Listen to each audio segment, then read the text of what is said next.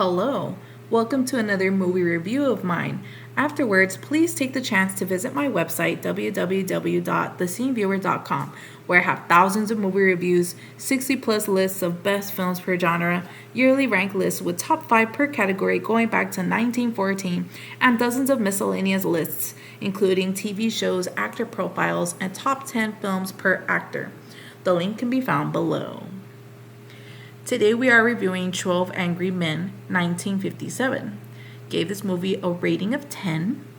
Was viewed in 2013 and 2017. Whoever wrote the 12 has no doubt of his innocence.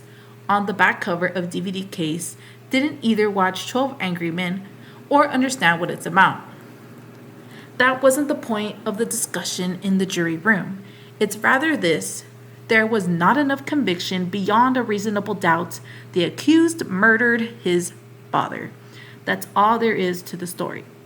By the way, it isn't the 12th, but the 8th juror who wasn't convinced enough of the boy's guilt. Anyway, 12 Angry Men is a brilliant film that entirely dependent on the script and performances of the actors, minus the introduction at the end. The film borrows a Hitchcockian technique from Rope, as it's shot almost entirely in the room, sans a trip to the bathroom. It is and remains one of the hardest accomplishments by a director, because the conversations have to be interesting enough to carry the film from start to finish. That's why My Dinner with Andre didn't work, because of the boring dialogue.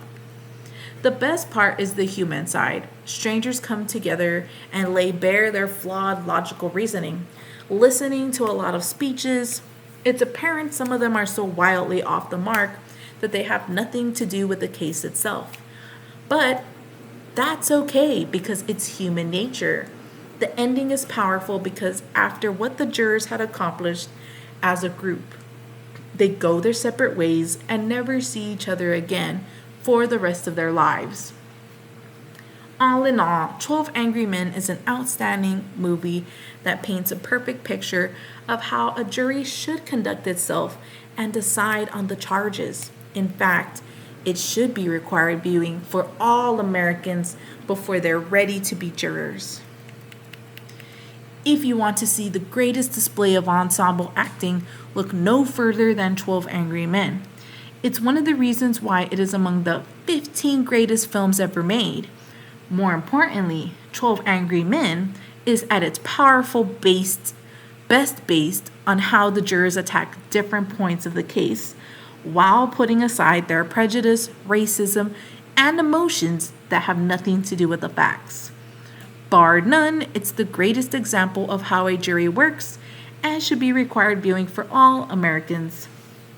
Again, it's not about whether the accused is guilty or innocent, but whether there's enough reasonable doubt to find him guilty. If there's no doubt of it, then the guilty verdict should be rendered. Innocence is never part of the deal. One can get away with the crime because there isn't enough evidence to convict him. All in all, 12 Angry Men is among the greatest pictures ever made. Thank you so much for listening to my review. Remember, please check out my other reviews at www.thesceneviewer.com.